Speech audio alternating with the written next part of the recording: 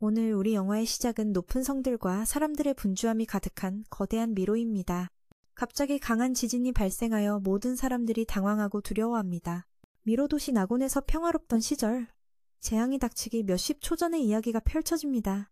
이 금발 소녀는 윤호로 학원으로 가는 길에 백금발 친구가 스쳐 지나가는 것을 봅니다.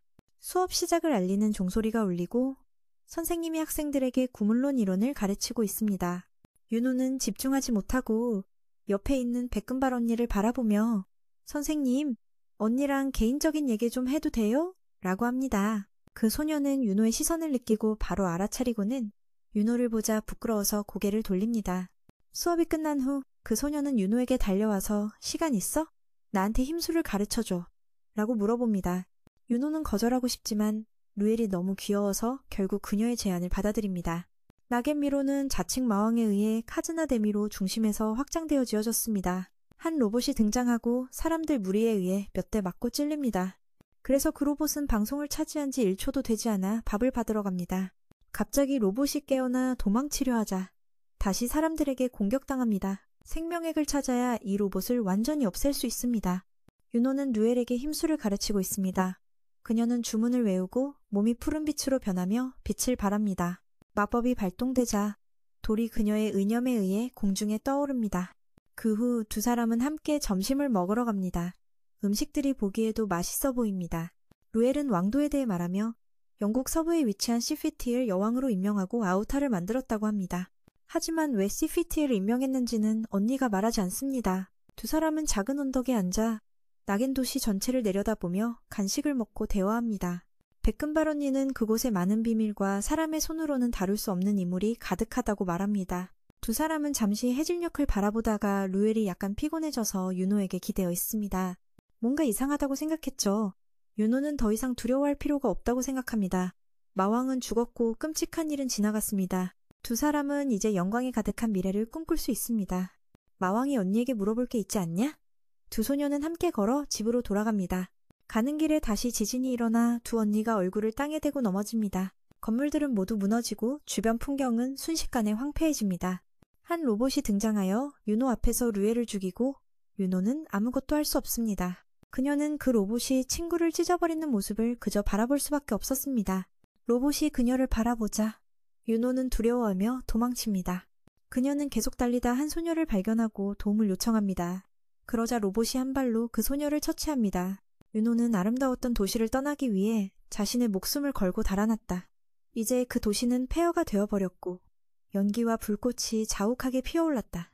황금색 머리의 소녀는 절망에 빠져 무릎을 꿇고 로봇들이 도시를 완전히 차지하는 일이 빨리 끝나기를 간절히 기원했다. 다행히도 신은 윤호의 마음소리를 들은 듯했다. 갑자기 뒤에서 로봇이 그녀를 기습했다. 그래서 그녀는 힘의 기술을 사용하여 그 로봇을 처치했다. 윤호도 놀랐다. 그 로봇이 그렇게 간단한 공격에 죽을 수 있다니. 그리고 루엘을 구하지 못한 것에 후회했다. 뒤에서 추가로 10개의 로봇이 나타났다. 그녀는 다시 한번 같은 기술을 사용했지만 이번에는 운이 따르지 않았다. 로봇들은 여전히 살아있었고 더욱 공격적으로 그녀에게 달려들었다. 윤호는 절망에 빠졌다. 그녀는 그 자리에 서서 로봇들에게 도시락을 가져오라고 소리쳤다. 이미 삶이 너무 힘들었다. 한 줄기 빛이 번쩍이며 한 로봇이 쓰러졌다. 그 후 또 다른 배기가 이어지며 나머지 로봇들도 반으로 나뉘어졌다. 한 거만한 남자가 남은 검을 어깨에 메고 아무것도 잃을 것이 없을 때 진정한 자유를 얻는다고 말했다. 가고 싶은 곳이나 하고 싶은 것을 선택할 수 있다. 그 소녀는 그 남자가 낡은 검으로 모든 로봇을 처치할 수 있다는 것이 믿기지 않았다. 윤호는 그에게 방문객인지 물었지만 그는 이미 그렇게 불린 적이 많아 별로 놀라지 않았다. 그 거만한 남자는 물어보았다. 이 세계에도 기계가 있냐고. 그들을 골렘이라고 부른다. 자신감 넘치는 소녀는 아무리 많아도 그의 검에겐 아무 영향이 없다고 말했다. 말을 할 수 있는 검은 파업 중이다. 그는 잡초를 뽑아 먹으려 했지만 바로 스피트아웃 했다. 그건 먹을 수 없기 때문이다. 윤호는 잡초가 독성이 있다고 말했다. 그는 그녀에게 먹을 것이 없냐고 물었다. 아침부터 아무것도 먹지 못해 곧 배고파 죽을 지경이라고 했다. 그에게 도망가라고 말했다. 아무리 강해도 살아남을 수 없다고. 남자는 여유롭게 그녀에게 물었다. 왜 그렇게 화를 내니? 윤호는 큰 로봇을 가리키며 말했다. 그는 그 로봇을 그 검으로 베고 싶어 하느냐고. 남자는 검으로 로봇을 한번 베었다. 소녀는 발이 묶인 듯 움직이지 못했다. 그녀 뒤에 로봇이 있었던 것. 그래서 그는 그녀를 구하기 위해 그것을 공격했다.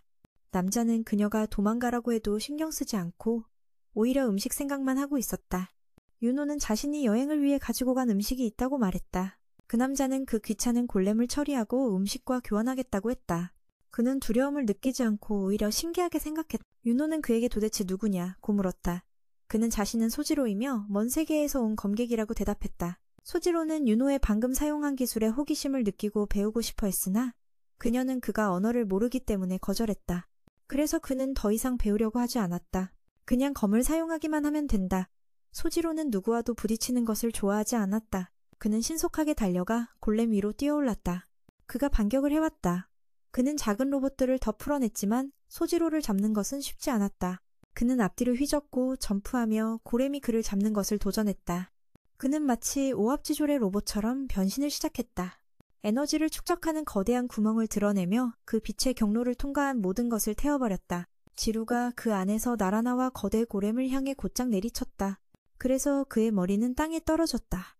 야주 가문의 창시자인 모시는 검술의 데카카미즈미 노부사의 제자를 무토르 기술로 이겨냈고 공격을 피하며 검을 빼앗았다.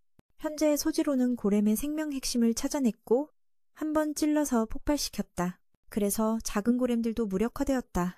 윤호는 그 쥐가 로봇들을 활성화한 이유가 단지 싸우기 위해서라고 오해했다. 그는 그곳을 점령하고 있었다. 소지로는 그 골렘의 생명액이 오른팔에 있다고 분석했다. 왜냐하면 나머지 부위는 모두 공격하고 있었고 오른팔만 그렇지 않았다. 소지로가 떠나려고 하자 그녀가 그를 호비더매고 식량 패키지를 건넸다. 이전의 약속도 믿음직했으니까. 소지로 언니는 그것을 움켜잡고 맛있게 먹었다. 잠깐 사이에 식량 패키지를 다 처리했다. 만약 당신의 삶이 너무 힘들다면 다른 사람을 탓하라는 말이 있다. 이 말을 적용하며 윤호는 강한 자들을 탓했다. 그들 때문에 자신과 같은 약한 자들의 삶이 쓰레기가 되어버렸다. 그는 배부른 후에 어디론가 나가서 계속 떠들썩할 곳을 찾았지만 어디로 가야 할지 모르고 있었다. 그녀는 그에게 아일라에 가보라고 제안했다. 그곳은 가장 넓고 강한 자들이 많은 나라였다. 소지로는 기뻐했다. 윤호는 그를 그곳으로 데려가겠다고 제안했다. 타렌이라는 장군이 작은 왕국 아티아에서 독립하였다. 대형 배들이 화물을 실고 이곳에서 사람들은 바쁘게 일하고 있으며 이곳은 신공국 리티아라고 불린다. 타렌은 독립을 선언했다. 라나 폭풍은 타이엔의 스파이 임무를 마친 후 리티아 지역으로 돌아왔다. 공룡 같은 괴물들이 이동하는 사람들을 공격하고 있었다. 그것은 드래곤 종족의 습성이었다. 라나는 그들이 리티아에 도착하기 전에 자신이 저 괴물들의 식사가 되지 않을까 걱정했다. 이름은 이제 뼈만 남았고 옆에 앉아있는 건 고기 있는 애들을 조롱하기 위해서였다. 그는 고기가 어떻게 되겠냐고. 나무처럼 보이는 사람과 두 개의 헤드라이트 같은 눈만 보이는 사람 간의 교류였다. 이름은 희그와 폭풍 라나나 그리고 해골은 소리 잘라내기라는 이름이다. 이름을 듣고 싶다? 당신은 이 서비스를 제공하나요? 희와라는 저 세 마리가 사냥하는 것뿐만 아니라 강도들도 있어 칼과 검으로 물건을 요구하고 있다고 말했다. 세 사람의 정말 운 좋은 날이었다. 공룡을 만날 뿐만 아니라 강도들도 추가로 폭탄을 선물해 주었다. 도시 쪽으로 또 다른 무리의 공룡이 날아왔다. 길들여져서 무분별하게 학살하지 않았다. 공룡 한 마리가 날아가고 강도도 하늘로 올라갔고 그 행운의 자는 도시락을 받으러 갔다. 몇 명의 도둑이 칼날을 하늘로 겨누기 시작했다. 총을 쏘자 도둑 하나가 쓰러졌다. 그때 총알이 날아가기 전 그들은 이미 도둑들을 향해 내려왔다. 순간 이곳은 피바다로 가득 차고 도둑들은 완전히 처치되었다. 제닌의 공격을 받은 날개 달린 새떼가 서로를 학살하기 시작했다. 한 개의 불덩어리가 발사되었다. 하늘에서 검게 타버린 날개 달린 새들이 비처럼 떨어졌다. 방금 사용된 기술은 보스 날개 달린 세인르네가 쓴 열기술이었다. 훈련받은 날개 달린 새떼는 리더가 있으며 이 공중 군대의 힘은 엄청나다. 형, 음파를 잘라내지 말고 이야기해줘. 만약 그들이 무적이라면 왜 도둑들이 이렇게 난폭하게 행동하는 거지? 월광바람은 그들이 진짜 적이 아니라고 말했다. 뒤에서 그들을 고용한 자들이 있으며 리디아를 공격하면 이익을 얻을 것이다. 한참 돌아다닌 끝에 그들은 진짜 적의 아티아라는 것을 이해했다. 여기서는 여왕 미니온이 통치하고 있다. 결국 권력은 여왕의 손에 있지 않고 29간의 지배를 받고 있다. 권력 있는 모습의 남자가 멋진 모자를 쓰고 다른 남자와 함께 도둑들이 물건을 공격했지만 실패한 이야기를 나누고 있다. 두 사람은 리디아에 맞서 싸울 용사를 찾는 대회에 대해 논의하고 있다. 만약 그들이 먼저 공격한다면 모자를 쓴 남자가 암살을 제안한다. 안경을 쓴 남자는 누군가를 통해 암살을 실행할지 몰라서 머리가 아프다. 모자를 쓴 남자는 자신의 군대를 사용할 것이라고 말하며 자살과 아우레아는 제외한다고 말했다. 안경을 쓴 남자가 누굴 사용할 건지 물어보자 그는 암살은 꼭 조용히 해야 하는 건 아니라고 대답했다. 어떤 사람은 심각한 사고로 죽기도 하는데 그는 안경을 쓴 남자에게 그를 수리할 사람을 풀어달라고 부탁했다. 산 용군단이 타일리스 계곡에 도착했다. 그들은 여기에서 잠시 휴식을 취할 예정이다. 부하인 피키이가 대장에게 차를 가져왔다. 그는 20일 동안 행군하고 캠프를 세워야 해서 피곤해 보였다. 대장이 추적팀의 상황을 물었다. 피키이는 라디오를 세 그룹으로 나누었고 2명이 하루 종일 계곡을 지키고 있다고 보고했다. 대장은 하루와 반반을 교대하는데 3사람을 배치하는 것이 불합리하다고 느꼈다. 이번에 온 이 드래곤의 이름은 완이다. 고기산의 악몽이며 정보에 따르면 심각한 부상을 입었다. 그가 그 드래곤을 처치한다면 그의 이름이 기록될 것이다. 도둑들이 6명의 저격수가 전사했다는 소식을 받았다. 대장님이 H진과 급히 연락하여 상황을 업데이트하고 계곡 아래 6명의 저격수가 실종되었다는 소식을 들었다. 와얀이 기어와서 그를 만나고 있다. 대장은 친구가 다가온다는 소식에 얼굴이 하얘졌다. 피키이가 대장님에게 후퇴하자고 말했다. 대장은 화가 나서 책상을 쾅 치며 자신이 어떻게 실수를 할 수 있냐고 소리쳤다. 부하들이 대장님에게 더 이상 망설이지 말라고 권했다. 빨리 후퇴해야 한다. 안 그러면 모두 끝장난다. 지금 그는 망설이고 있을 때 무언가에 의해 텐트 밖으로 튕겨져 나갔다. 그는 정신을 차리기도 전에 큰 폭발이 일어나 텐트가 날아갔다. 그는 불길 앞에서 놀랐다. 그 후 드래곤 완이 나타났고 헬로와 함께 빨간 눈을 가진 군인이 있었다. 대장은 그 드래곤을 미워하며 이를 갈았다. 거대한 붉은 드래곤이 밖에 있는 정예팀이 있는지 물었다. 대답하지 않으면 이곳에서 죽을 것이라고 했다. 그런데 그 군인은 핵심을 피하고 드래곤의 상처에만 신경을 썼다. 뜨거운 피가 검에 찔렸다. 강력한 드래곤이 다른 자에게 다치게 되다니 정말 수치스럽다. 그는 군인에게 상황을 전한 후 주제로 돌아갔다. 너무 멀리 나갔다. 그렇다면 대장님도 더 이상 주제를 벗어나지 않았다. 그는 더 이상 다른 사람이 없고 자신이 유일한 정예 팀원이라고 말했다. 아, 대답이 끝나면 그가 용서해 줄 줄 알았는데 예상외로 그가 그를 태워버리겠다고 했다. 나도 그렇게 강한 기술은 사용하지 않았다. 큰 화살로 드래곤을 쏘았지만 그 힘이 부족했다. 붉은 드래곤은 전혀 신경 쓰지 않는 듯 가려운 곳을 긁어주는 것 같았다. 드래곤이 그에게 불꽃을 뿜으려 했을 때 괴물이 나타났다. 그는 아루스라는 이름의 신비로운 존재로 그 군인의 목숨을 구해주었다.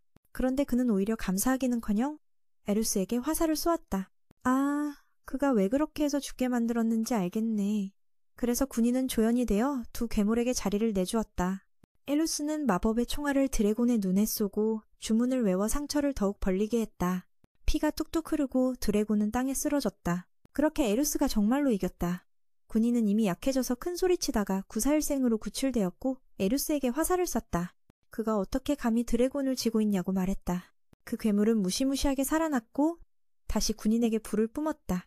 다행히 아루스가 그를 지켜주었다. 괴물은 시야에 방해가 되자 드래곤을 단번에 베어버렸다. 드래곤은 두 번째 불을 뿜기도 전에 반으로 쪼개졌다. 이번에는 정말로 죽었겠지. 군인은 19구역에 에이티아가 용사를 찾고 있다고 말했다. 그들은 세계에서 가장 강한 사람들을 모으고 있다. 아루스에게 자신감이 있다면 참여하라고 전했다. 하지만 그는 당신을 선택하지 않을 거야. 그는 나이가 많지만 아루스의 힘에 의지하지 않고 명예를 얻고 싶어해. 그 괴물은 이 친구를 정말 존경하고 있다고 말했어. 언젠가는 그가 나보다 더 빛날 날이 올 거야. 에루스가 날아갈 준비를 하고 있는 걸 보고 어디 가느냐고 물었어. 그는 나그네 데미궁에 가서 찾고 싶은 것을 찾겠다고 대답한 후 바람처럼 날아갔어. 리티아 땅 위에서 군장군이 나를 바라보고 있었지. 생활이 매우 분주해.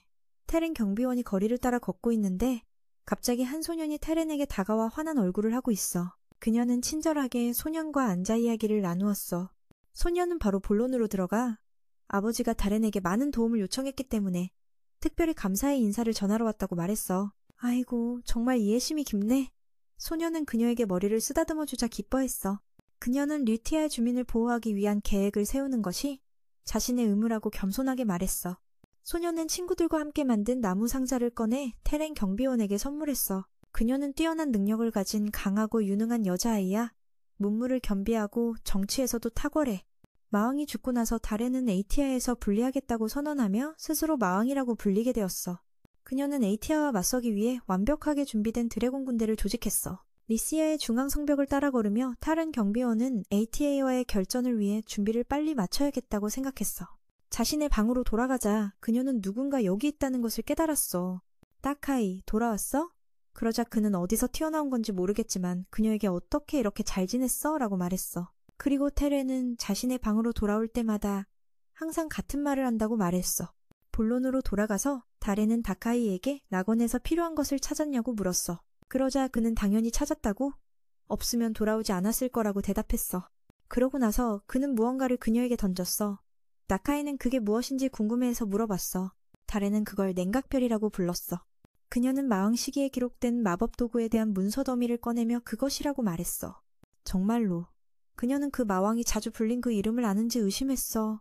그가 그 냉각별을 사용해 데미궁의 에너지를 공급했을 거라고. 다레는 다카이에게 다른 마법 도구를 계속 찾을 시간이 있는지 물어봤어. 그는 찾기는 했지만 유용한 것은 없었다고 대답했어. 그 경비원은 그리 중요하지 않다고 생각해. 냉각별만 있으면 충분해. 다카이는 그가 낙원에서 몇 마리의 골렘을 데려온 것에 대해 그녀가 괴롭히지 않느냐고 물어봤어. 그는 그 로봇들이 누군가에게 그렇게 처참하게 당했는지 모르겠다고 말했어. 다레는 그들이 타카에 의해 죽임을 당한 줄 알았기 때문에 약간 놀랐어. 하지만 알고 보니 아니었어. 다레는 최근에 자신이 알고 있는 상황을 다카에에게 이야기했어. 최근 리티아에 드나드는 상인 단지들이 에이티아에서 보낸 범죄자들에게 공격받았어. 다카이도 들은 적이 있지만 이미 드래곤 알니이가 리시아를 보호하고 있지 않냐고 물었어. 타레는 걱정하고 있다. 그 도둑놈들이 이렇게 계속 맴돌면 큰 문제다. 적의 목적이 도둑을 이용해 리디아의 방어 상황을 탐색하려는 것 같아. 여기저기 이야기하다 결국 내린 결론은 내부에 스파이가 있다는 거야. 그리고 이번 다크카이의 임무는 그 이름을 찾아내고 붙잡는 것이야. 밤이 리디아 도시를 감싸고 있다. 길에는 사람의 그림자가 없고 세 남자가 어둑어둑하게 이야기하고 있을 때 다크카이가 반갑게 나타났다. 그는 몇몇 죽음을 두려워하지 않는 자들이 도시를 정면으로 공격하려는 것이 스파이를 침투시키기 위한 것이냐고 물어봤다. 그들이 충격을 받아 멈춰버렸다. 그는 그들이 도시의 허점을 찾으려는 것인지 다시 물어봤다. 그리고 자신이 목격한 대로 이야기를 풀어냈다. 새 스파이가 조금만 언급했는데도 손가발을 움직이며 무기를 꺼내 다크카이를 공격하려고 했다. 그때 갑자기 총성이 들렸고 다크카이 쪽으로 총알이 날아왔다. 다행히 그가 빠르게 움직이지 않았다면 큰일 날 뻔했다. 새 남자는 그 모습에 즉시 달려들어 공격했다. 이건 다크카이에게 어려운 일이 아니다. 그는 가볍게 한 남자의 검을 날려버렸다. 저격수가 또 한 발 쏘았지만 그는 쉽게 피했고 세 남자도 함께 날아갔다. 단 한 번의 검으로 다크카이는 몇 명의 저격수가 총알을 장전하는 것을 볼 수 있었다. 그는 제3의 눈을 가지고 있던 것일까? 그는 헤드샷을 날려 한 남자를 쓰러뜨리고 창문을 통해 또 다른 남자를 더블킬했다. 도망치던 한 남자가 갑자기 쓰러져 그 자리에서 움직이지 못했다. 다른 두 남자가 뛰쳐나오자마자 다크카이를 마주쳤다. 정말 불행 중 다행이었고 그중 한 명이 항복하며 다른 남자에게는 다시는 그를 상대할 수 없다고 말했다. 다크카이는 그 남자가 잔소리를 너무 많이 한다고 생각해 그를 빨리 보내버렸다. 그는 남은 스파이의 얼굴 앞에 종이를 내밀며 방금 그 남자의 시신에서 가져온 것이라고 말했다. 그 남자는 두려워하며 항복했지만 쉽게 용서받을 수는 없었다. 다크카이는 발레처럼 돌며 그 남자를 여러 조각으로 잘라버렸다. 태양이 떠오르고 리디아는 찬란한 햇살 아래에서 살아났다. 드래곤팀은 아래 지시를 듣고 부패한 자를 처치할 준비를 하고 있다. 그는 리디아 영토에서 구세 소녀를 납치하는 대담한 짓을 했다. 한 드래곤이 그의 정체가 남부 게릴라 부대 부사령관 엘웰이라는 것을 확인했다. 그는 그 아이를 잡아먹었다. 아르니는 다른의 경비원으로부터 식량을 받았다고 하며 그 대가로 시민들을 반드시 보호해야 한다고 했다. 리디아가 시민을 잡아먹는 것은 중범죄이며 모두 굶어 죽을 수 있다. 엘웰 부사령관은 사람을 두렵게 한다. 다른 드래곤들은 그가 그렇게 대담한 짓을 할 수 있을지 믿지 못하며 소곤거렸다. 리더로서 엘은 명령에 반대하는 자를 처벌할 것이다. 그래서 그는 그 멍청한 자를 불태워버렸다. 교만한 대장이 높이 날아올라 단호하게 말했다. 리시아 국민에게 해를 끼치는 자는 사형에 처하겠어. 예외는 없다. 레드니그는 그를 처치하여 남은 군단원들에게 경고를 했다. 디어롱을 떠난 후 대장은 하늘을 날며 스스로에게 말했다. 리더라면 어떤 디어롱보다도 강해야 한다고. 시간은 빠르게 흘렀고 아침이 밝았다가 저녁이 되어버렸다. 하늘도 마감일이 있나? 한 소녀가 성 안에서 창밖을 보며 언니가 아직 돌아오지 않은 이유를 자문하고 있다. 방금 이야기했더니 바로 나타났다. 정말 신기하게도 소녀는 자신의 일기를 쓰고 있다고 말했다. 귀족 사회의 사람들은 매일 기록을 남긴다. 소녀는 그날 대장과 나눈 대화를 기억하기 위해 그렇게 하는 것이다. 그런데 레디는 웃으며 말한다.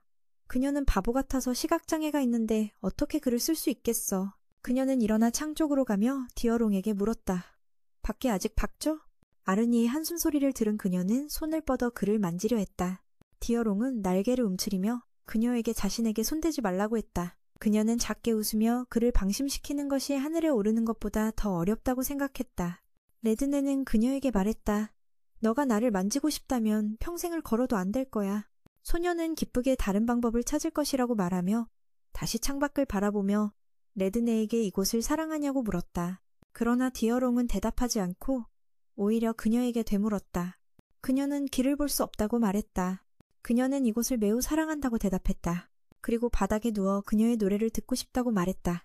그녀는 그의 소원을 들어주며 노래를 부르기 시작했다. 그녀는 그 악마 때문에 빚과 가족을 잃었다. 아르니는 자신의 무리를 잃었다.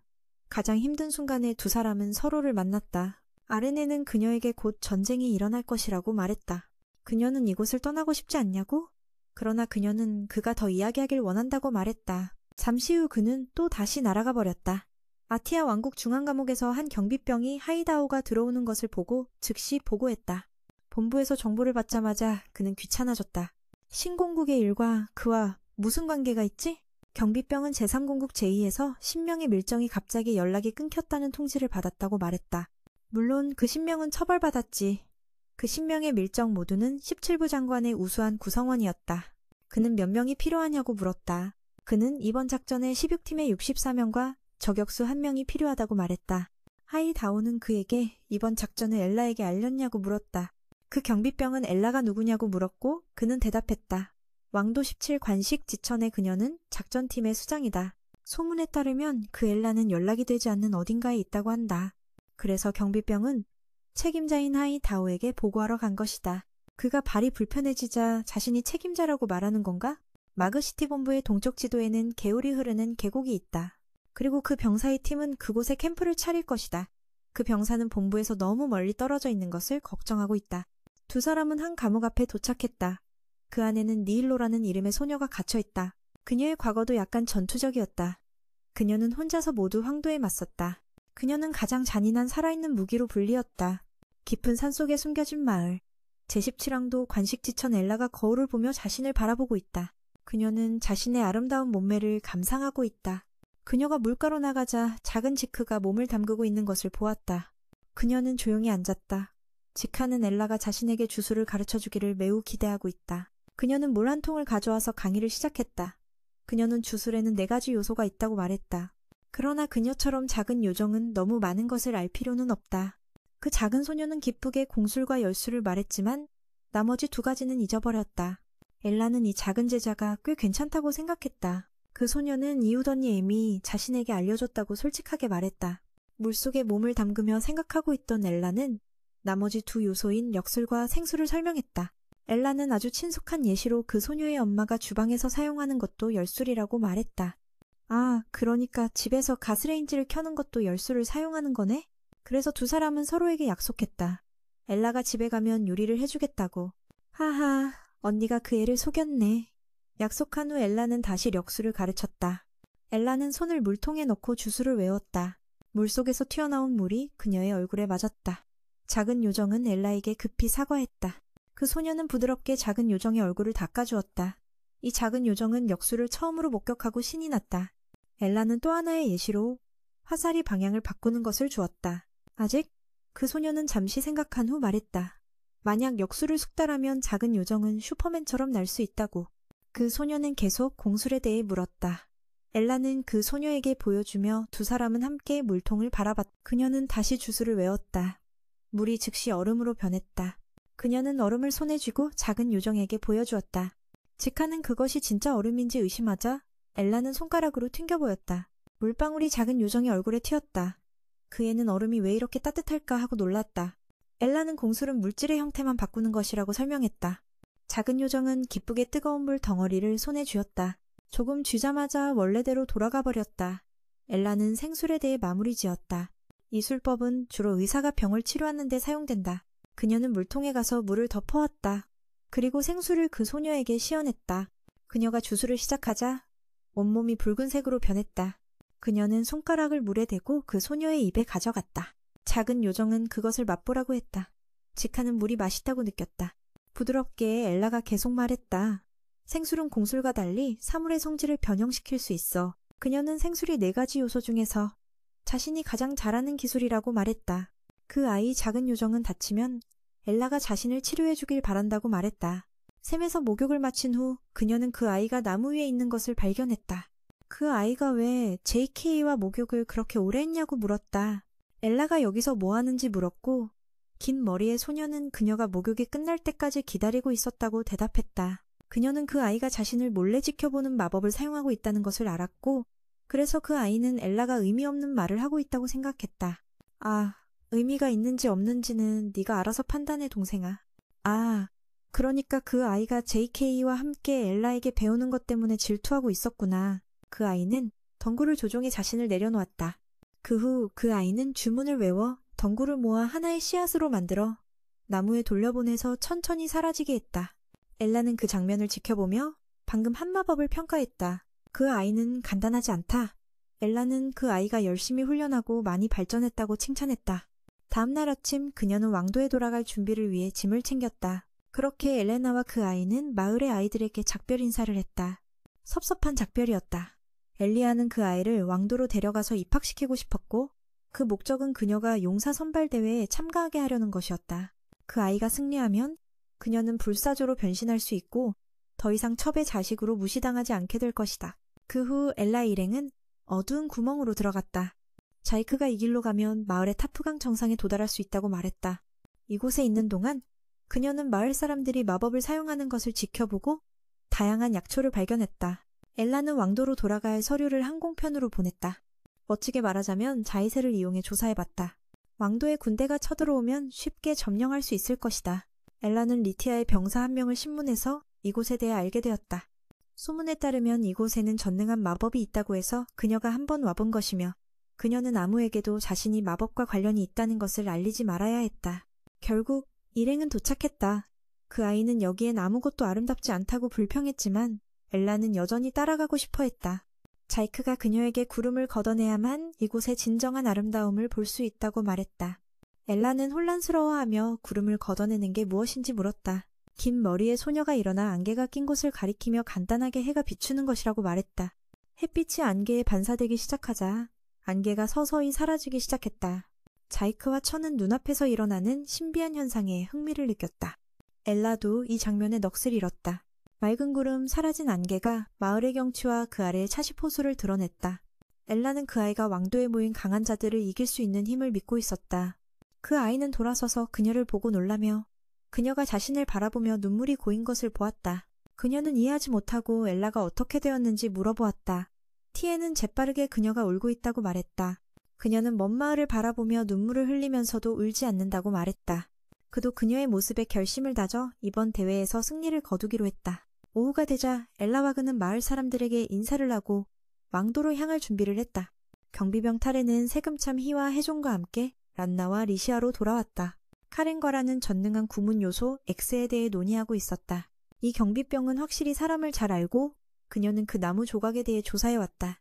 그는 어떤 상대에게도 패배한 적이 없다.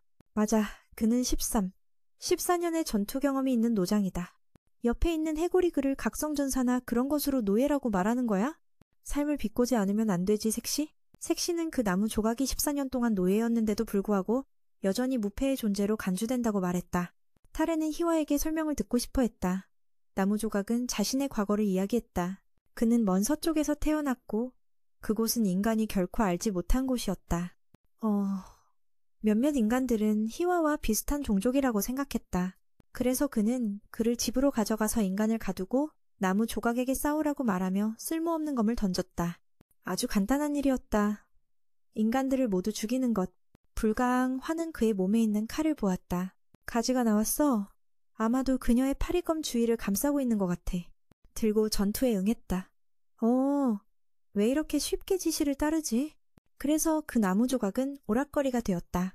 인간의 전사로서 그의 첫 번째 전투는 대머리와의 대결이었다. 그 녀석이 먼저 공격했고 그는 그것을 막았다. 그리고 반대편에서 또 다른 가지가 나와 대머리의 눈을 뚫었다. 그는 몇 걸음 뒤로 물러나 두 손으로 눈을 감싸고 쓰러졌다. 희아는 매우 힘든 승리를 거두었다.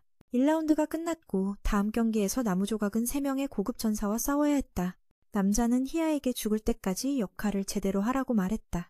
그 전투에서 죽고 사는 것은 아주 평범한 일이었다. 다음 경기는 그의 기대대로 진행되었다. 희아는 죽지 않았고 3명의 고급 전사를 물리쳤다. 그 남자는 희아를 다른 도시로 팔 것이라고 말했다. 희아는 무의미한 질문을 했다. 그는 여전히 더 강한 자와 싸워야 하는가? 그 남자는 정확히 말했다. 그 인간들은 희아가 죽는 모습을 보고 싶어 했고 그들은 인간이 얼마나 강력한 괴물을 물리칠 수 있는지를 보고 싶어 했다. 남자가 떠나고 나무 조각은 자신의 검을 바라보며 전투장에서 죽고 싶지 않다고 생각했다. 관중의 함성이 전사들이 희아를 죽이라고 외쳤다. 나무 조각은 전술을 계산하며 3명의 전사 사이에 서 있었다. 한 사람씩 빠르게 쓰러졌다. 너무 많이 이겨서 나무 조각은 가장 강한 격투가를 받았다. 그리고 아무도 희아가 패배한 모습을 보고 싶어 하지 않았고 차가운 어두운 곳에 앉아있으면서 희아는 이렇게 사는 것이 무슨 의미가 있을까 생각했다. 그가 살고 싶어서가 아니라 단지 죽고 싶지 않기 때문일 뿐이다. 이 말이 뭐가 다르지? 갑자기 그 전사라는 사람이 칼을 들고 달려와서 너를 위해 감옥문을 열었다. 그는 희아에게 전투에 나가라고 외쳤다. 진정한 악마 군대가 공격하고 있다고. 좀비처럼 보이는 괴물들이 저격수 그룹 쪽으로 다가오고 있었다. 하지만 계속 쏘아도 하나도 죽지 않았고 그들은 무차별적으로 인간을 학살하며 돌진해왔다. 하이에와 그 전사는 나가서 황폐한 광경을 목격했다. 헉, 그는 나무 조각에 찔렸다? 왜 이렇게 기습 공격을 하냐고? 야, 괴물들이 다가오고 있다. 희아는 칼을 휘둘러서 한 놈을 죽였다. 희아는 진리를 깨달은 듯 에너지가 넘쳐서 좀비들에게로 날아가서 강하게 베어냈다. 라나네는 이런 자가 마왕군대를 무찌르겠다고 나선 적이 없다며 놀랐다. 다카이는 정말로 세련되지 못했다. 너 아직 자기소개도 안 했는데. 타렌이 그걸 언급하네. 다카이는 그가 창을 주로 사용한다고 생각하며 쳐다봤다. 그는 화가 나서 그 사람은 뭘 들고 있는지 보이지 않냐고 말했다. 그리고 희아를 보며 그의 얼굴이 어디에 있는지 모르겠지만 두 눈을 보면 얼굴이 어디 있는지 알 수 있다고 했다. 그는 다렌이 그들을 힘을 다한 사람들이라고 소개하며 적들에게 위세를 떨치기 위해 모집할 필요가 있다고 말했다. 그는 자신도 노련한 용병이라고 소개했지만 먼저 조건을 제시해야 한다고 했다. 그리고 해골이 원하는 보상은 마왕이 죽은 곳에 대한 정보였다. 정말로 다카이처럼 손해를 보지 않는 것은 아니다. 하지만 우연히 혈기가 왕성한 놈을 만났다. 다카이는 아이에이가 평소에 뭘 먹는지 물으며 빠른 속도로 나무 조각을 향해 배를 던졌다. 희아는 즉시 베어내었고 그것은 테이블에 떨어져 8조각으로 나뉘었다. 방금 나뉜 조각들은 즉시 썩어버렸다. 다레는 그 장면에 매우 흥미를 느꼈다. 레나네는 그게 인삼이 한 번에 3개의 손을 사용할 수 있냐고 물었다. 인삼이 어디가 닮았다는 거야? 그 인삼놈은 단지 3개의 손만 쓸 수 있다고 한 것이 아니다. 그러고 나서 그의 몸에서 수많은 가지와 다른 칼들이 자라났다. 이 때문에 다레는 박수를 치며 감탄했다. 장면이 제2산악지역의 한 마을로 전환되었다. 비가 많이 와서 더 이상 갈 수 없으니 오늘 밤 CUD의 일행은 여기서 쉬기로 했다. 여기서 CUD는 한 교회를 알고 있어 그들을 거기로 데려갔다. 문을 열고 그를 맞이한 것은 레펠이고 그 뒤에는 애니아이로가 있으며 보랏빛 머리를 가진 그녀가 인사를 했다. 보라색 머리의 소녀는 쥐처럼 젖어 있었고 의자에 앉았다. 레펠에 대해 이야기할 때 그녀는 매우 착한 소녀라고 하며 그녀의 몸에 대해서는 묻지 않았다. 쿠제는 아이히로가 회개하여 특별 사면을 받았다고 들었다. 그리고 물론 그렇지 않다. 그녀는 단지 하이도와 거래를 하고 있을 뿐이다. 쿠제와 니힐로는 마왕시대를 살아남은 운 좋은 사람들이다. 그 후 그들은 함께 저녁을 먹었고 따뜻한 음식들이 테이블에 차려졌다. 이는 쿠제팀의 휴식을 위한 준비에 대한 보상으로 여겨진다. 예전에 아티아 군대가 그녀에게 찾아왔다. 쿠제와 함께한 상인들은 훨씬 더 예의가 바른 모습이었다. 그 군인들은 죽이러 온 것이었다. 용을 사냥하러. 와는 빵을 물어보기도 전에 한 아이가 다가왔다. 그 아이는 자신이 완이라고 하며 그를 무서워한다고 말했다. 그래서 쿠제가 일어나서 위를 흉내내며 그 아이와 장난치며 웃었다. 쿠는 아무 변화도 느끼지 못했다. 니일로는 그에 대해 궁금해했다. 자유를 좋아하는 남자? 명예를 탐내지 않는다. 회의 의장. 식사가 끝난 후 쿠제와 니일로는 함께 휴식을 취하러 돌아갔다. 하지만 방이 하나뿐이라 그는 그녀에게 양보했다. 니힐로가 돌아서서 그를 유혹했다. 영웅이 미인 앞에서 넘어가는 것은 어렵다. 하지만 그건 다른 경우다. 쿤은 여전히 기다리고 있다. 그는 벤치에 기대어 누워 천장을 바라보며 옛날 일을 생각했다.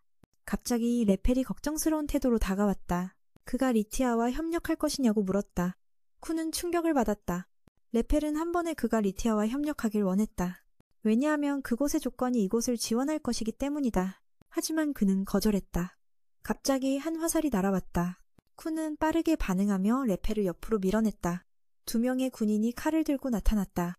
그녀는 그의 앞에 서서 그들이 그를 죽일 수 없다고 말했다. 쿤은 항상 어깨에 메고 다니는 큰 가방에서 무기를 꺼내야 했다. 그 군인은 즉시 공격해왔다. 그는 손으로 방어했다. 그는 죽지 않길 간절히 바랐는데 군인들은 여전히 천국으로 달려들었다. 그들 중 1명이 쓰러졌다. 1명, 2명, 3명이 떨어졌고 쿤은 한 방도 날리지 않았다.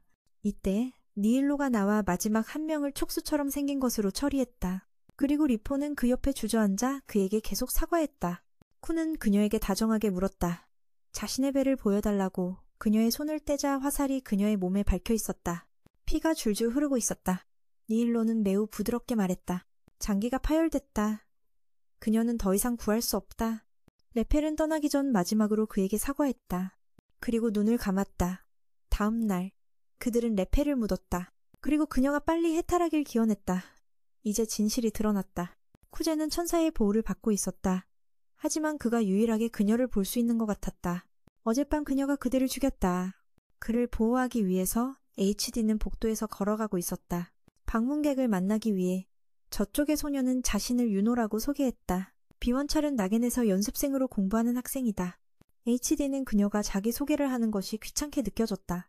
손가락을 흔들며 윤호에게 앉으라고 했다. 나는 옆을 바라보았다. 땅에 앉아있는 남자에게 말했다. 그가 리우검시루인가? 그 2단어에 알레르기가 있어서 그를 이름으로 부르라고 했다. 하지만 HD는 리우검이라는 칭호도 괜찮다고 생각했다. 친선전이 끝난 후 본론으로 들어가자. 현재의 적은 타블레이에의 전 23번 관료이다. 호이데 타렌. 그녀는 강력한 세용 군대를 보유하고 있다. 그리고도 정예 인재들을 모으고 있다. HD는 이 일을 끝내고 싶다. 정말로 전쟁이 일어나기 전에 이것이 HD가 2사람을 초대한 이유다.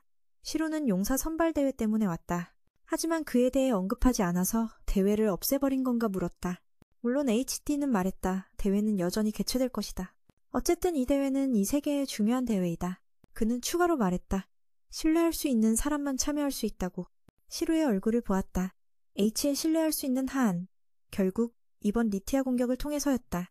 리우검을 시험해보아 그가 용사 선발 대회에 참여할 수 있는 자격이 있는지 알아보려는 것이다. 시로는 단지 싸우는 것이 그리웠을 뿐이다.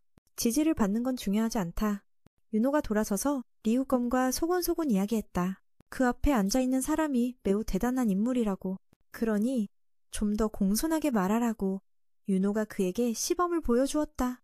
공손한 말이란 이런 거다. 어디서나 너무 관대하게. 2사람에게 전혀 무례하지 않았다. 나는 윤호를 바라보았다. 이번 전투는 그녀에게 매우 의미가 있지, 맞지? 윤호는 마왕의 부하를 처치하러 가고 싶어 했다. 왜냐하면 그는 낙엔 데미궁에 있었기 때문이다. HD는 그녀에게 확신하며 그가 다카이임을 말했다. 시로는 고레맨 몸에 있는 둥글고 깊은 구멍들을 떠올렸다. 윤호는 그 던전의 로봇들이 다카이가 만들었다고 의심했다. 윤호는 일어난 일들을 인정하지 않으려 했다. 단지 하나의 사고일 뿐이다. 그녀는 HD를 심각한 표정으로 바라보며 부탁했다. 자신이 지루와 함께 싸울 수 있도록 허락해달라고. 물론 그는 기뻐했다. 어떻게 거절할 수 있겠는가. 신궁국 리티아는 어둠 속에 잠들어 있다. 아르니가 하늘을 날며 시티의 성창문에 내려앉았다. 하지만 그녀는 보이지 않고 다카이가 어둠 속에서 나왔다. 그는 타렌의 승인을 받아 이곳을 점검하고 있었다. 하지만 앵드래곤은 승인을 하지 않았다. 2사람은 서로 대화하는 것처럼 보였지만 마치 포격을 주고받는 것 같았다. 긴장된 상황이었다. 다카이는 앵드래곤에게 일기를 썼는지 물었다. 그녀는 일기를 하나 썼다고 했다. 아르니은 그녀가 2사람의 대화에 대해 일기를 쓰고 있다고 말한 것을 기억했다. 하지만 다카이에게는 없다고 말했다. 너도 알겠지만 그자가 말도 안 되는 소리를 한다고. 엉망진창이야. 너도 알겠지. 그들이 너와 함께한 대화에 대해 쓴 물고기 카드일 거야. 다카이는 네가 군사 이야기를 그녀에게 할 만큼 경솔하지 않을 거라는 걸 알아. 하지만 내부 정보는 여전히 아티아에 새고 있어. 시티는 아르니의 약점이야. 나는 다카이에게 그녀를 건드리지 말라고 경고했어. 그렇지 않으면 잘 처리할 거야. 항상 다카이가 궁금해해. 겨우 4~5명으로 아르니가 그렇게 빨리 새끼 새들을 재건하고 떠날 수 있었어. 아티아세를 남겨두고 아르니는 자신의 무리를 보호해야 한다고 다짐했어. 시티가 배신자일지라도 말이야. 나는 생각하며 성을 떠났어. 시타는 엄마인 타렌과 저녁을 먹고 있어. 그녀는 아르니가 우연히 자신의 스카프를 가져갔다고 말했어. 그녀는 여기저기 찾아봤지만 찾지 못했어. 타렌은 그새가 시털의 스카프를 가져간 행동은 하지 않을 거라고 했어. 그러니 아무리 상황이 어떻든 그를 용서해줘. 뜨거운 스테이크가 시티 앞에 놓였어. 그녀는 고기를 작게 잘라서 천천히 먹었어. 그녀는 엄마를 여왕님이라고 불렀어. 타렌은 그녀에게 그렇게 부르지 말라고 했어. 왜냐하면 그녀는 시티의 친엄마가 안타깝게 느껴졌거든. 그녀는 경비원에게 아르니가 위험한 일을 하지 않도록 제안해달라고 제안했어.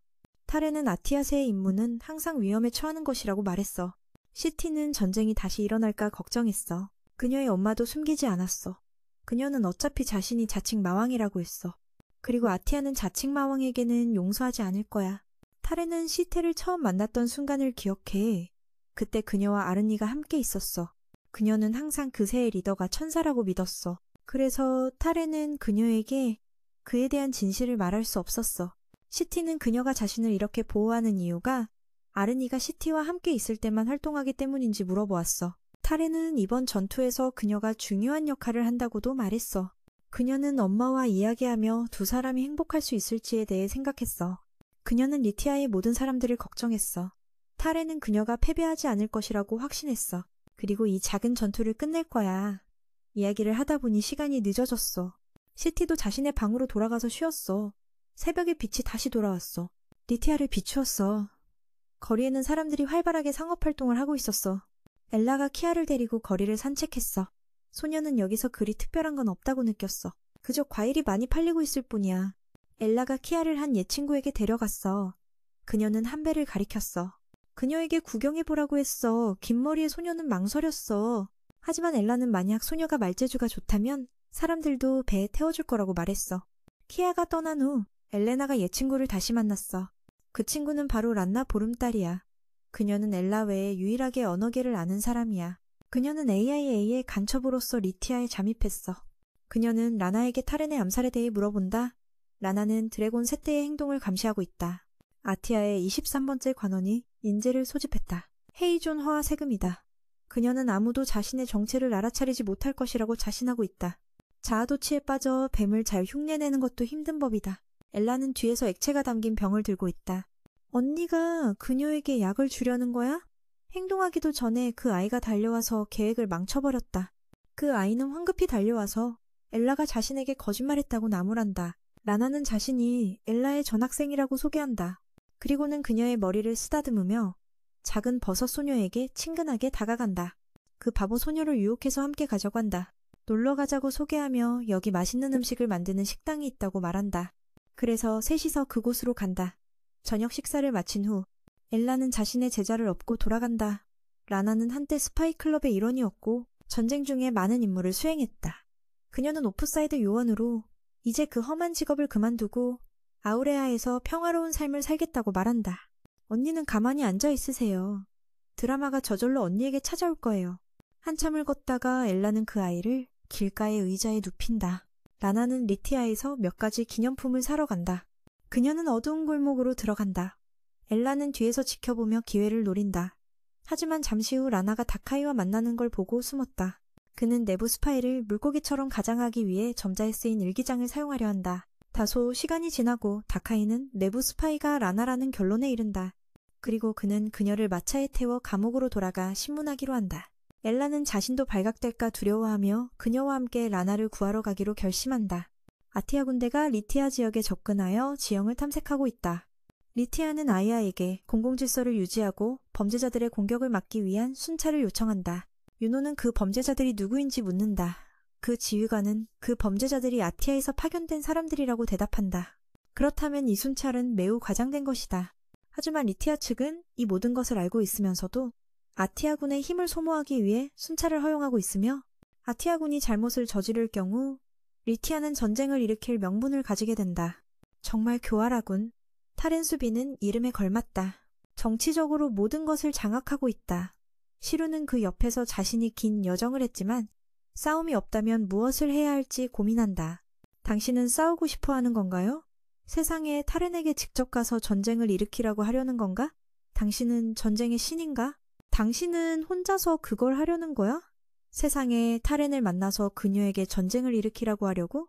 당신은 전쟁의 신인가? 지휘관은 그가 이렇게 열정적으로 말하는 걸 듣고 웃음을 터뜨렸다. 아이아는 리티아를 특별자치구로 만들고 타렌의 자칭 마왕 칭호를 회수하려고 했다. 리티아에는 용을 수호하는 새들이 있다. 그들은 매우 위험하고 인간의 통제를 벗어난 금지된 존재로 간주된다. 이것은 타렌이 전쟁을 멈추고 싶지 않다는 것을 의미한다. 시루는 앞서가다가 갑자기 멈추고 적이 나타났다고 말했다. 아, 그러니까 나무 조각 같은 해골이네. 아직도 그가 인삼인 걸 못 알아보겠어? 그들 두 사람은 여유롭게 츄플레이 군대 쪽으로 다가가고 있다. 윤호는 갑자기 왼쪽 가슴이 아프게 느껴졌다. 지휘관이 나와 병사들에게 굴을 꺼내고 검을 꺼내고 활을 꺼내라고 명령했다. 장군은 그들에게 크게 외쳤다. 리티아 공국의 요청으로 순찰 중이다. 그들에게 신분증을 제시하라고 요구했다. 하지만 용병들은 신분증이 있을 리가 없다. 시체가 지휘관을 향해 날아가며 그를 찌르려 했지만 시루가 날아올라 맞고 그 해골을 튕겨냈다. 두 사람은 서로부터 싸우기 시작했다. 몇 분간 싸웠지만 승부가 나지 않았다. 지휘관은 장궁으로 인삼을 조준하라고 명령했다. 시체는 희와에게 그가 시루를 제압할 것이라고 말했다. 그 나무 조각은 그를 찔러낼 수 없다. 인삼이 자꾸 가지를 뻗어내며 군사들을 향해 찌르는 칼로 찔렀다. 윤호는 주위를 둘러보며 두려움에 떨고 지휘관을 바라보며 말했다. 그는 괜찮은 건가요? 그는 힘차게 대답했다. 위험하진 않아. 절대 위험하지 않아. 병사들은 차례로 독에 걸려 피를 토하며 말에서 떨어졌다. 희와가 그녀에게 다가와 그녀에게 리티아 쪽으로 말을 타고 가라고 소리쳤다. 그리고 그녀의 턱 아래에 날카로운 검을 겨냥했다. 윤호는 눈물을 흘리며 그 인삼의 말에 따라 말을 몰고 달려갔다. 이쪽에서는 스기루와 색이 아직 싸움을 마치지 않았다.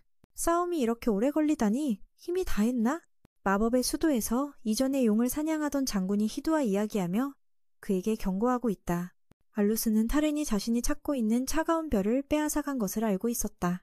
히두는 자신이 이 늙은이보다 더 나은 실력을 가지고 있다고 확신하며 알루스를 쓰러뜨릴 수 있다고 말했다.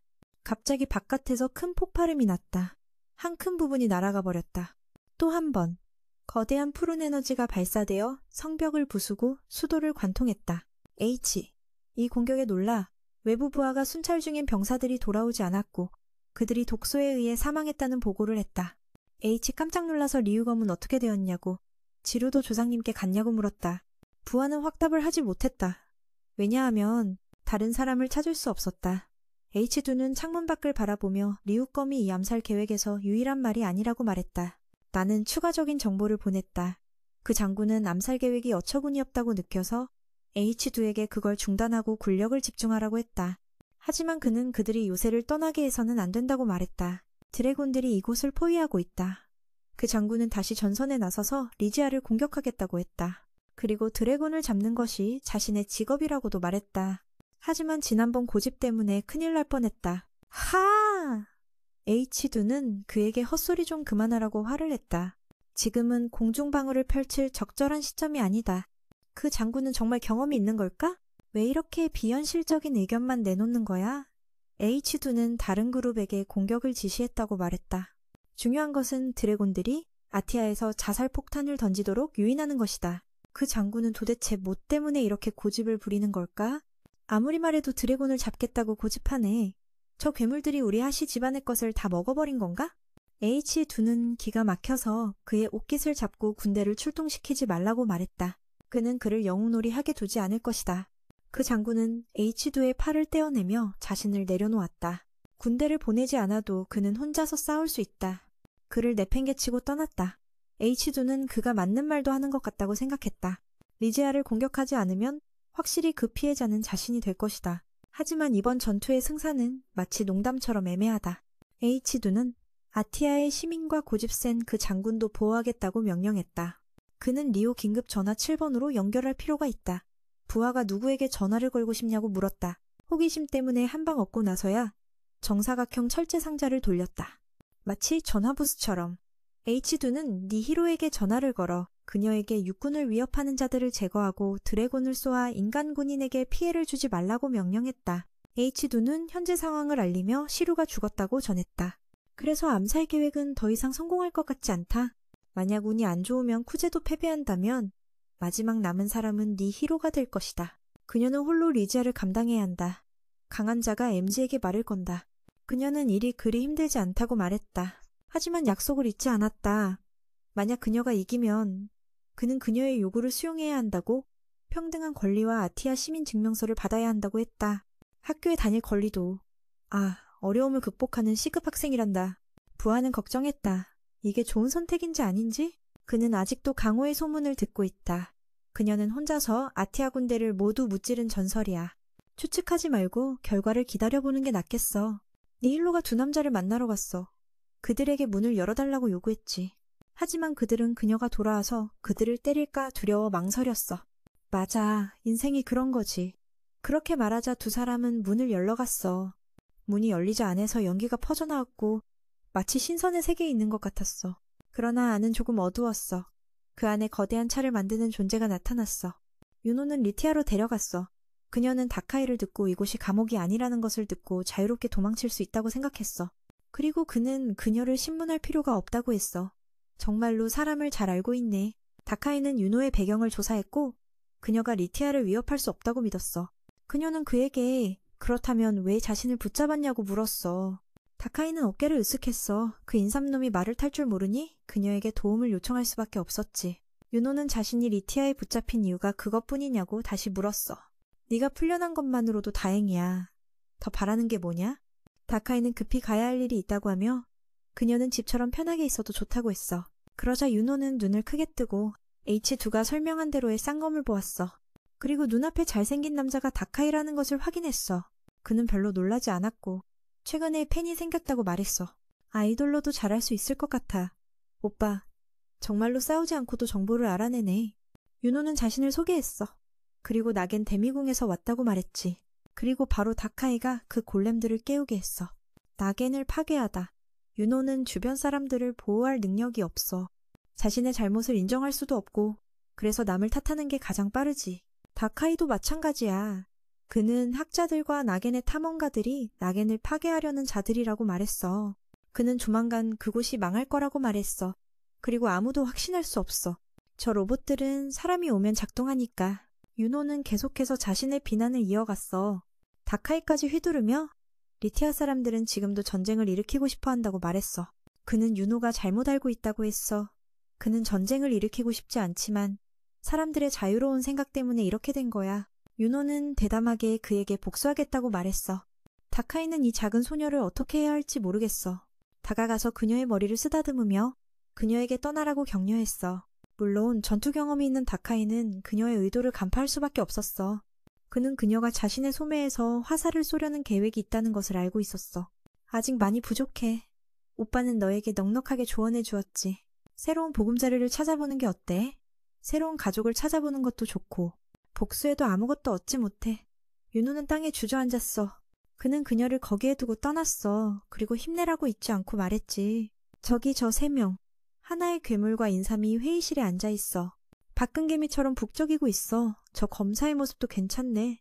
타레는 두려움으로 이 세상을 지배하고 싶어해. 그래서 그녀는 전쟁의 불씨를 지피고 싶어해.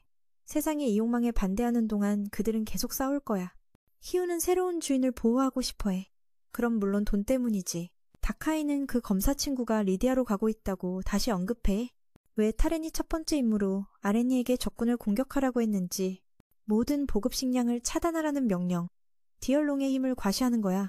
아티아의 주민들은 폭격 후 부상당했어. 피난민들. 하게는 아티아를 조사하기 위해 나타났어. 디얼롱이 돌로 폭탄을 던졌다고 말했어. 한 무리는 도시 곳곳에 불을 지폈어. 그들 중 한 주민이 그에게 물어봤어. 왜 리디아가 이렇게 공격했는지. 하겐도 모르겠지만 그 폭격은 기습 공격이었어. 현재 전쟁이 진행 중이니 계획을 세우는 수밖에 없어. 숨쉴 때는 더 이상 역할이 없어. 한 마리의 디얼롱이 그를 잡으러 내려왔어. 하지만 하겐은 운 좋게도 피했어. 다른 몇 마리도 내려와 공격했어. 그러다 번개에 맞아 쓰러져서 기절했어. 하겐은 다시 티은에게 빚을 졌어. 알루스의 목숨. 주민들이 하겐을 압박하기 시작했어. 디얼롱이 모여서 티은을 집중 공격하고 있어.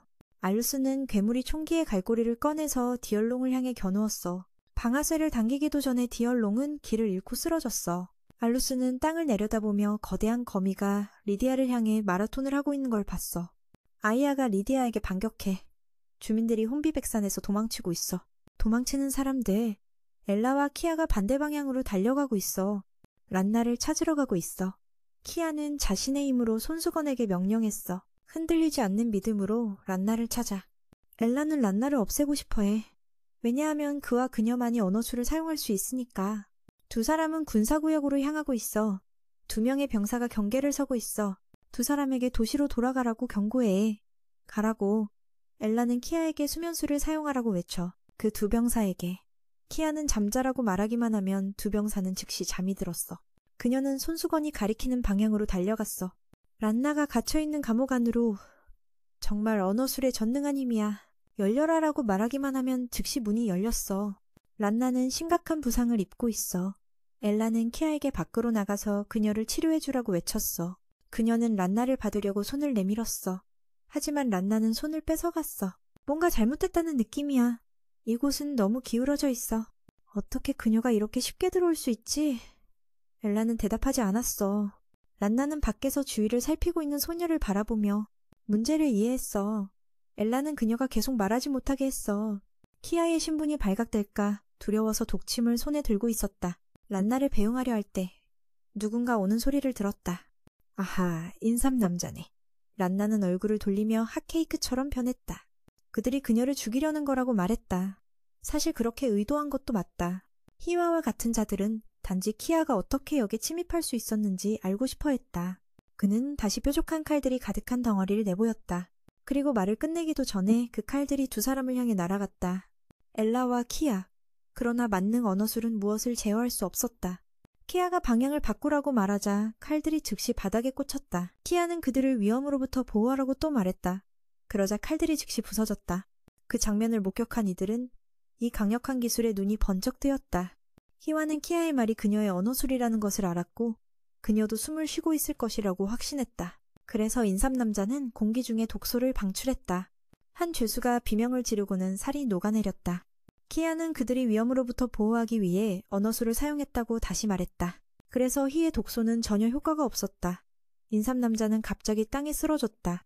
엘라는 놀라서 키아가 그를 죽였어? 라고 물었다. 키아도 자신이 죽이는 기술을 사용했다고 말했다. 혼란 속에서 란나는 도망쳤다. 그래서 키아의 전능한 언어술 신분이 쉽게 발각될 수 있었다. 엘라는 그녀의 손을 잡고 그들도 빨리 도망가야 한다고 말했다. 그녀는 스스로 탈출할 길을 찾을 것이라고. 키아는 혹시나 또 다른 인삼 남자들이 있다면 란나가 위험할까 걱정했다. 아마 그 아이는 의리가 깊은 듯 막 만나서 친구가 되었다. 엘라도 키아의 엄격함에 어쩔 수 없이 지고 말았다. 두 사람은 란나를 찾기로 결심했다. 진정한 마왕은 죽었다. 세계의 사형수가 무명의 손에 패배했다. 하지만 현재 남은 세력들은 여전히 싸우고 있다. 평범한 세력에 굴복하고 싶지 않았다. 가장 큰 도시 아티아에서 용사 선발이 진행되고 있다. 한편 리디아 신궁국의 지도자들은 두려움으로 새로운 질서를 지배하려는 야망을 품고 있다. 그는 홀로 당당하게 전투에 나섰다. 그는 단지 등에 검 하나를 메고 신궁국 리디아로 나아갔다. 그런 것에는 개의치 않았다. 그는 무기를 가진 모든 병사들과 맞서 싸웠다. 왕궁의 군인들이 그를 향해 화염을 쏘았다. 그는 두려워하지 않고 당당히 너희는 모두 헛수고할 뿐이야 라고 선언했다. 빨리 길을 비켜줘. 하지만 그는 발포 소리만 들었다. 그 후 곧바로 발사된 포탄이 그를 향해 날아갔다. 그러나 그는 스스로 검으로 적의 공격을 모두 막아냈다. 단 몇 초 만에 리디아의 첨단 방어를 무너뜨렸다. 그는 가만히 서서 자신이 방금 이룬 성과를 만끽하고 있었다. 갑자기 그의 뒤에서 거대한 거미가 나타났다. 도착하자마자 그것은 몇몇 병사들의 목에 거미줄을 던졌다. 그들로 하여금 도시락을 가지러 가게 만들었다. 이게 바로 니힐로가 조종하는 기계였다. 그녀는 여기 있는 모든 사람을 죽이겠다고 말했다. 이 거미는 정말로 무서웠다. 그것은 자신의 발에 있는 모든 것을 쓸어버렸고 총이나 포도 그것에게 해를 끼칠 수 없었다. 그것이 그 약한 인간들을 모두 죽이려 할 때 시루는 더 이상 참지 못하고 경고의 목소리를 올렸다. 그 약한 인간들을 더 이상 죽이지 말라고. 손이 근질근질하다면 나와 싸워라. 그가 무서워 보이니까 니일로는 자신이 동맹이라고 말했다. 그리고 그녀는 그가 리우검 스기루임을 알고 있었다. 그러나 그는 신경 쓰지 않고 그녀를 공격했다. 간단한 이유는 그가 이 작은 녀석이 강하다고 생각했기 때문이다. 그는 그것에게 멋진 검술로 대접했다. 빠르긴 했지만 그 거미는 재빨리 뒤로 물러서 그 공격을 피했다. 그녀는 그가 정말 빠르다고 칭찬하며 이게 사람인지 궁금해했다. 하지만 그가 지금 가장 관심 있는 것은 그의 가슴 속에 있는 생명체가 조종하는 거미를 간파했기 때문이다. 그리고 단지 하나만이 아니다. 게다가 사람과 기계가 하나로 되어 있는 것 같다. 이 작은 녀석도 그가 아티아와 동맹임을 깨달았다. 그래서 그녀는 자기를 해치고 싶지 않았다. 그래서 그녀는 그에게 거미줄을 남기고 그 후에 작별 인사를 하고 재빨리 사라졌다. 도시로 들어간 후 니일로는 시루의 검에 의해 생긴 눈의 상처를 발견했다.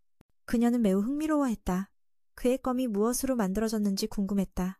왜냐하면 그것의 외관은 무적이었기 때문이다. 그녀는 아마도 그를 제외하고 자신을 죽일 수 있는 사람이 아직 있을 것이라고 감탄했다.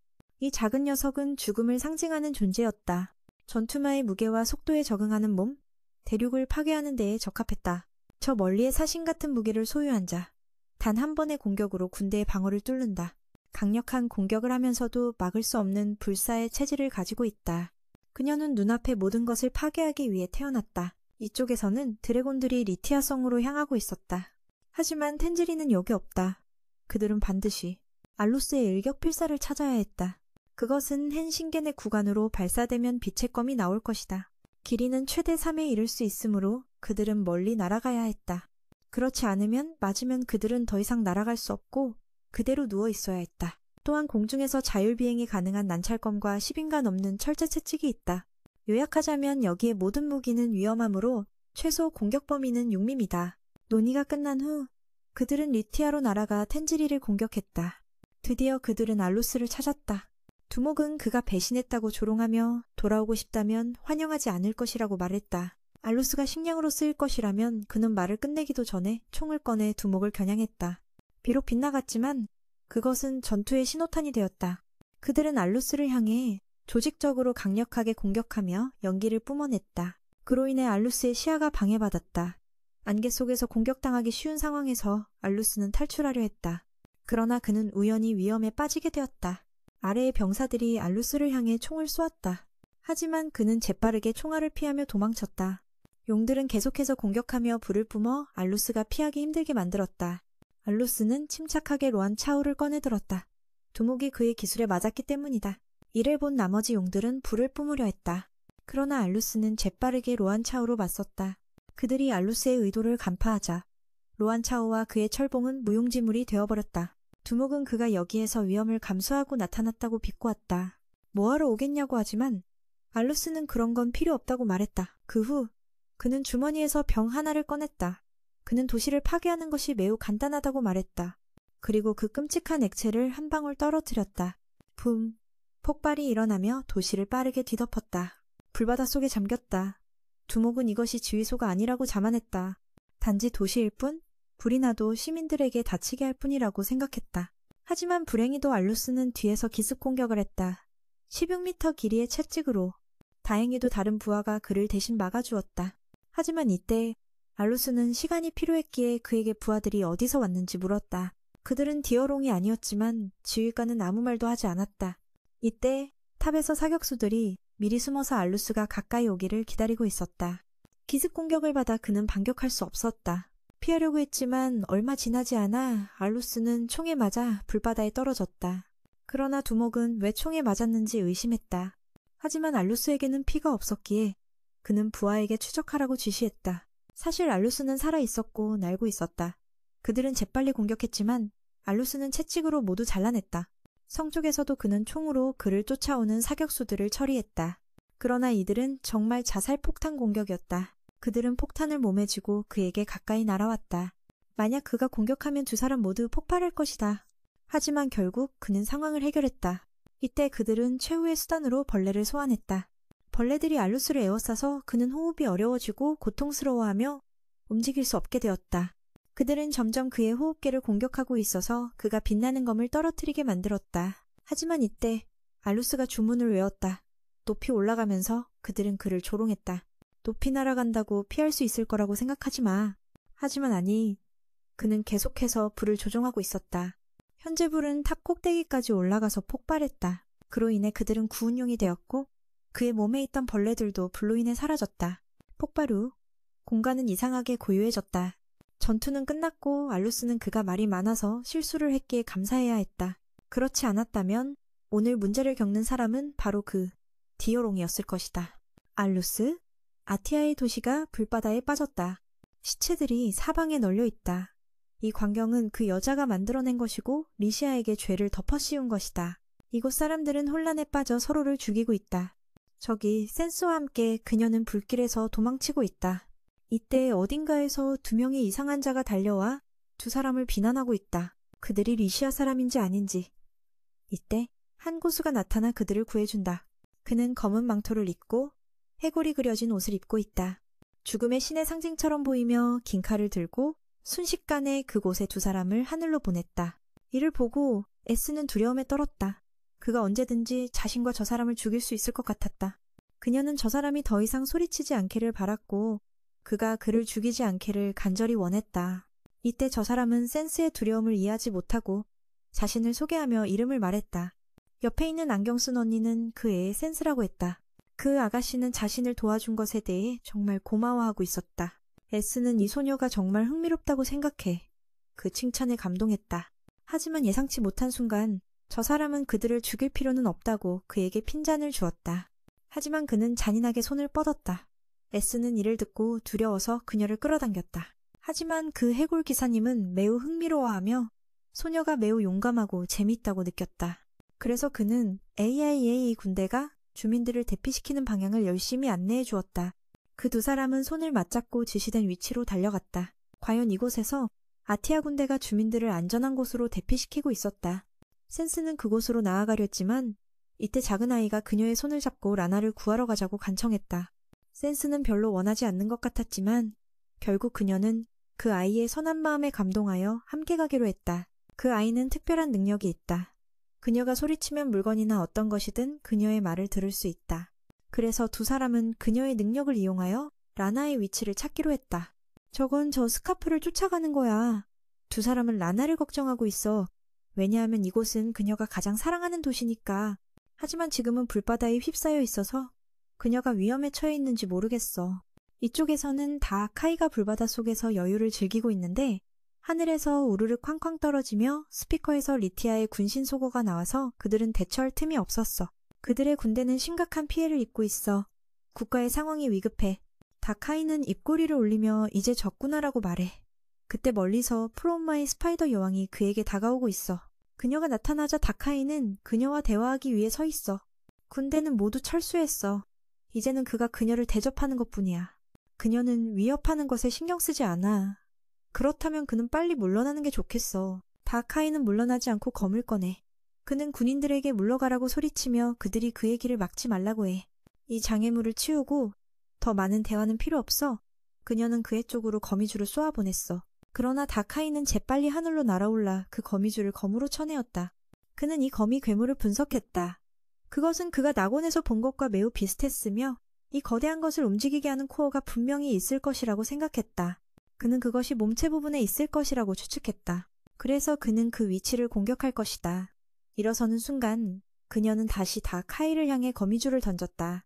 그는 거미줄을 줍고 그녀의 배를 지나가려고 했지만 그 거미의 갑옷을 뚫지는 못했다.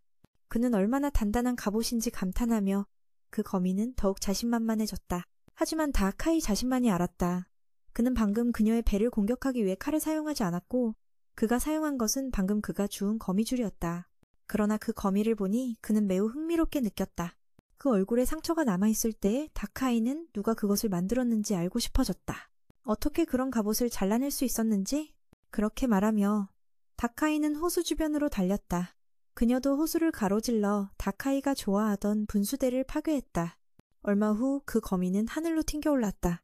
그리고 큰 거미줄에 착지하여 그 힘으로 몸을 앞으로 밀어 다카이가 서 있는 쪽으로 향했다. 그것에 대해 놀랄 필요는 없었다.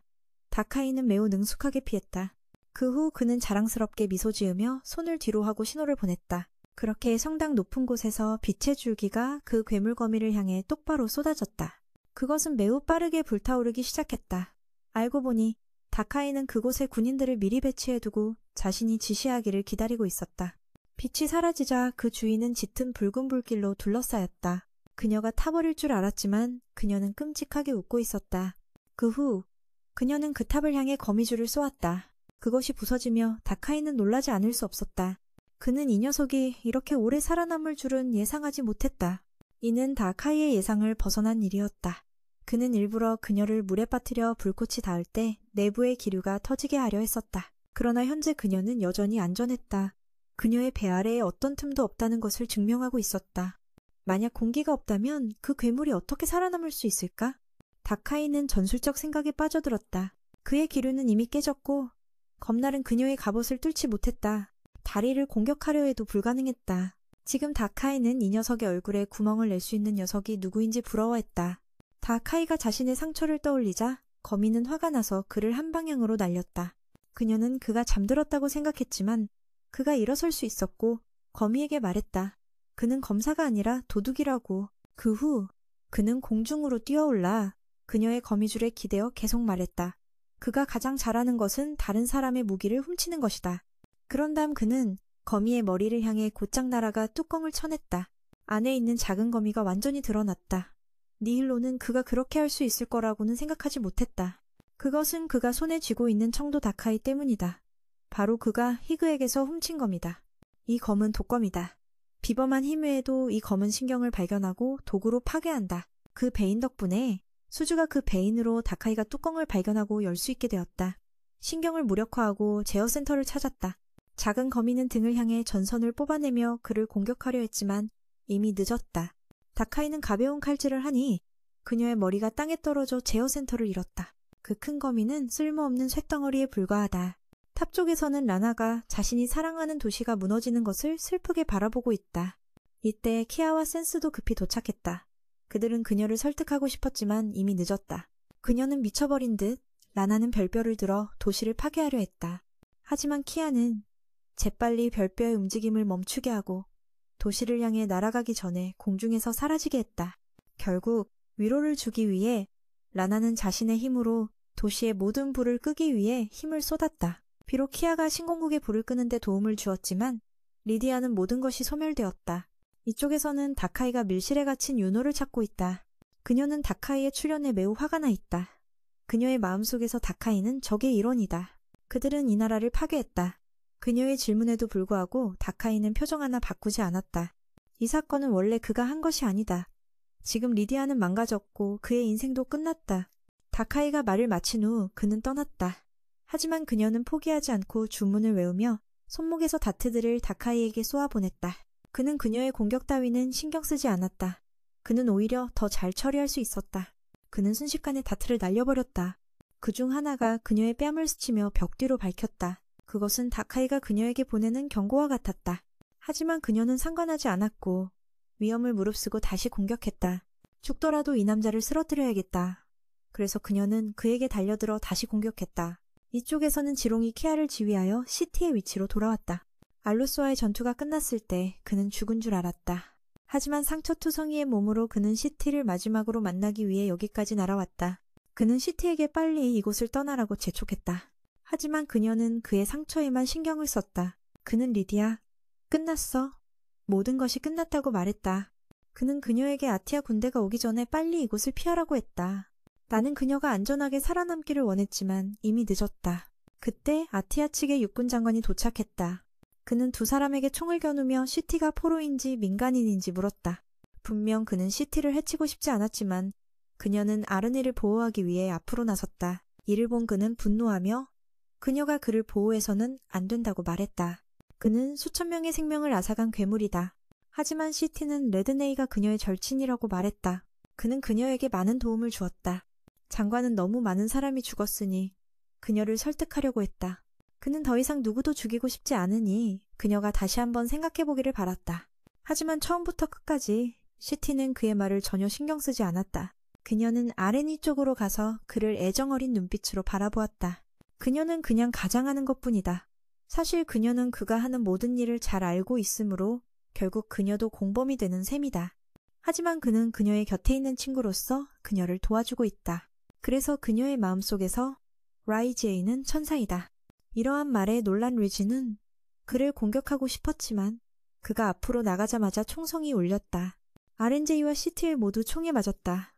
피가 바닥에 흘렀다. 그녀와 아르니는 상대방 쪽으로 힘껏 나아가려 했지만 결과는 모두 무용지물이었다. 두 사람은 서로 닿을 수 없었다.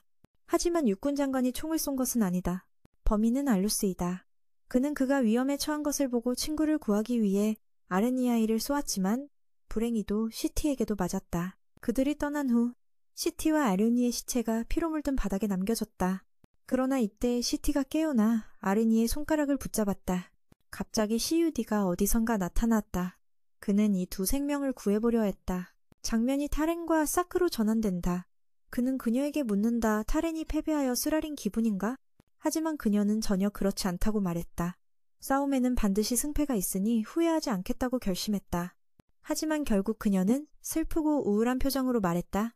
나는 혼란스럽다. 그녀가 자신의 시민들과 자신을 믿는 군인들에게 행복을 줄 수 없다는 사실 때문이다. 하지만 결과는 이렇게 비참하다. 두 사람은 모두 마왕이 정말 존재하는지 궁금해하고 있다. 그때부터 지금까지 마왕에 대한 소식이나 그의 시체를 찾은 사람은 아무도 없다. 이 사실은 오직 이야기로만 전해진다. 그 소문은 모두를 두렵게 만든다. 하지만 결국 진실은 밝혀질 것이다. 다레는 그것이 영원히 숨겨질 것이라고 믿지 않는다. 그녀는 많은 군인들을 보내 마왕이 거주하는 곳을 탐험하도록 했지만 모두 어떤 신비로운 힘에 의해 저지당했다. 그곳은 한 번도 개척된 적이 없다. 하지만 그녀는 일부 지역의 지도를 남겨두어 다행이다. 그럼 타레는 색을 향해 말하며 이것은 그의 공로에 대한 보상이라고 했다. 색깔 있는 지도를 챙기고 조용히 떠났다. 이쪽에서 윤호는 아직도 다카이를 열심히 공격하고 있다. 하지만 지금까지 그의 털끝도 닿지 않았다. 다카이는 그녀에게 힘을 비축하고 이곳을 떠나는 것이 더 의미가 있다고 말했다. 윤호는 상관없다며 외쳤다. 너를 한 번만 때릴 수 있다면 나도 만족할 것이다. 그런 말을 듣고 다카이는 가만히 서 있었다. 윤호가 그의 뺨을 한 대 때리게 했고 그는 이제 괜찮았냐고 말했다. 그녀가 만족했다면 조용히 하라고 했다. 그 모습을 본 윤호는 더욱 화가 났다. 다카이는 말을 한 후 떠나고 다시는 만나지 않기로 했다. 하지만 이때 갑자기 스기루가 나타났다. 다카이를 보자 그는 기뻐하며 자랑스러워했다. 드디어 한 영혼을 찾았다.